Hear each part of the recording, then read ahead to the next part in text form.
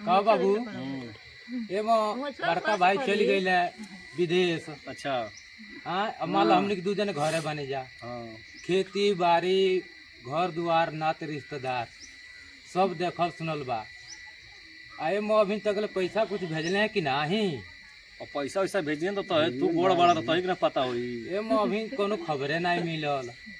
अब का पता मर्दे 3 महीना हो गई, 3 महीना में कुछ नहीं तो कुछ पैसा कमैले हुई है। हाँ पैसा तो कमैले हुई है।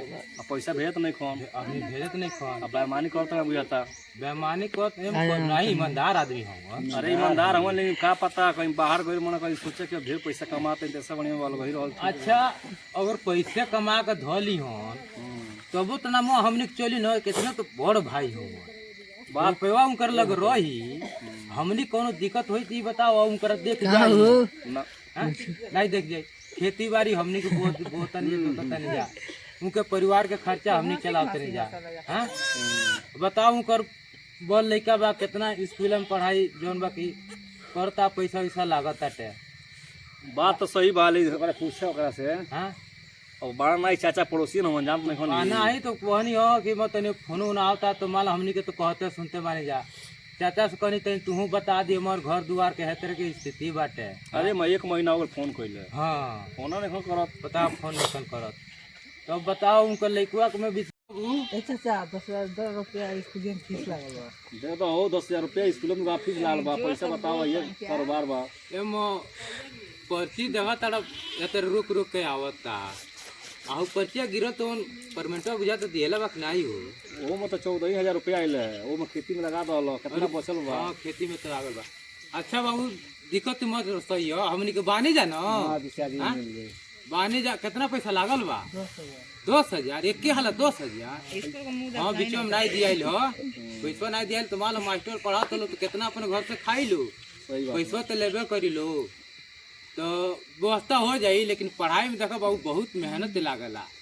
मेहनत करबो पढ़बो तो तोहरे के फायदा हो। रुपया तो हमने के देता नहीं जाना तो रुपयों में ध्यान दिए रुपयों बड़ी मेहनत से कमाता नहीं जा। पापा विदेश तो तू पढ़ने में ध्यान लगाओ। ध्यान लगाइए देख नहीं मोबाइलों में बात है पढ़ाई वाला मोबाइलों में वो हिसाब से पढ़ियो वो से मोबाइल जो व्यवस्था चलाइए रहिए धरियो। आ रही गई बात ही मान लो कि बाड़ा तुम्हें होशियार और सब कोई छुटन छुटन बात सबके समझा बुझा के तोहरो एगो भीड़ बाटे है ना तो पैसा फकाट में मत उड़ाओ ले के मास्टर के दे दियो आ ध्यान से जौन बाकी पढ़िए लिखिए। ए बाबू पैसा दे देबो हो। ए मो तो पैसा दी हमर लग बा कमाए तो बा दे दी अपना मर्जी हो जाई दे दो आ 2 दिन के बाद फिर से दिया जाई। दे तो अपन लगवा से अब धइल बनी घरवा पे लिया के दे तो हमरा की जमा हो जाए पैसा तो दे दो पैसा का करे बात जो हमरा की पैसा तो हमरा 5,000 रुपया बचल बा। दे तो 5,000 दे दो। हां और बाद में दिया जाए आ मार्सो से बतिया दियो 2 दिन के बाद मौका ले लियो।